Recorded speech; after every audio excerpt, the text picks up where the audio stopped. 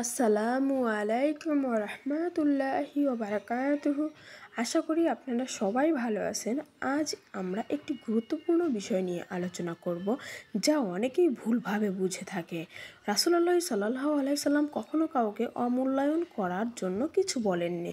তিনি সবসময় মানবজাতিকে সতর্ক করার জন্য উপদেশ দিতেন।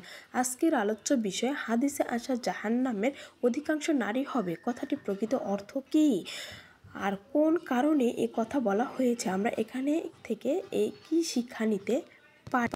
জাহান্নামে অধিকাংশ অধিবাসী হবে নারী, কিন্তু কেন? এই প্রসঙ্গে ইবনু আব্বাস রহমতুল্লাহ বর্ণনা করেন, রাসূলুল্লাহ সাল্লাল্লাহু আলাইহি সাল্লাম বলেছেন, আমি মিরাজের রাতে জান্নাতে উঁকি দিয়ে দেখলাম যে এর বেশিরভাগ অধিবাসী দুনিয়ার গরিব মানুষ, এবং জাহান্নামের মধ্যে উঁকি দিয়ে দেখতে পেলাম যে বেশিরভাগ অধিকাংশ নারী। জাহান্নামের অধিবাসী অধিকাংশ নারী হওয়ার কারণে বর্ণনা প্রসঙ্গে ইবনু আব্বাস রহমতুল্লাহ বলেন, রাসূলুল্লাহ সাল্লাল্লাহু আলাইহি সাল্লাম বলেছেন, জাহান্নামের অধিবাসী অধিকাংশ নারী, কারণ তারা কুফরি করে। বলা হলো, তারা কি আল্লাহর সাথে কুফরি করে? না, তিনি বললেন, তারা স্বামীর সাথে কুফরি করে। কুফরি অকৃতজ্ঞতা করে, সদাচরণে অকৃতজ্ঞতা প্রদর্শন করেন। তুমি যদি যুগ যুগ ধরে তার সাথে সদাচরণ করো, তারপর সে যদি কখনো তোমার থেকে উপেক্ষা দেখতে পায়, তাহলে সে বলবে, আমি তোমার মাঝে কখনো কল্যাণ দেখিনি।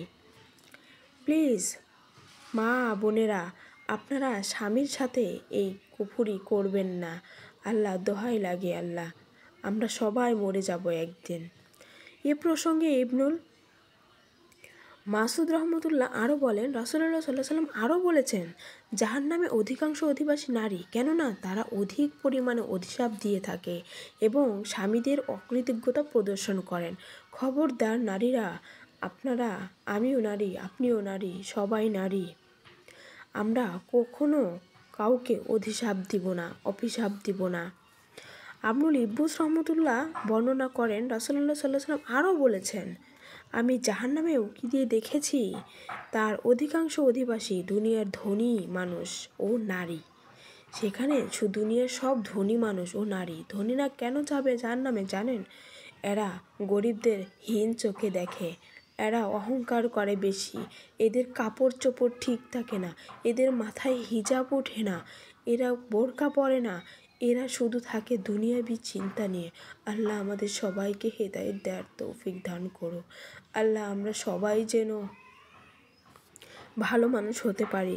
উল্লেখ্য যে নারীর মধ্যে এমন হীন অভ্যাস নেই, যে নারীর মধ্যে এমন হীন অভ্যাস বা অহংকার নেই, সে নারী জাহান্নামী হওয়ার সম্ভাবনাই কম। আল্লাহ আমাদের সবাইকে হেদায়েতের পথে দাও। আল্লাহ আমাদের সবাইকে নেক হায়াত দান করো। আল্লাহ আমরা যেন সবাই মানুষের মতো মানুষ হয়ে কবরে যেতে পারি। আল্লাহ আমাদের সবাইকে তৌফিক দান করুন। ভিডিওটি যদি আপনাদের কাছে ভালো লেগে থাকে, পাশে থেকে লাইক সাবস্ক্রাইব করে রাখবেন, যাতে আপনারা আমার এরকম ভিডিও সহজেই পেয়ে যান। আসসালামু আলাইকুম ওয়া রাহমাতুল্লাহি ওয়া বারাকাতুহু। ভালো থাকবেন।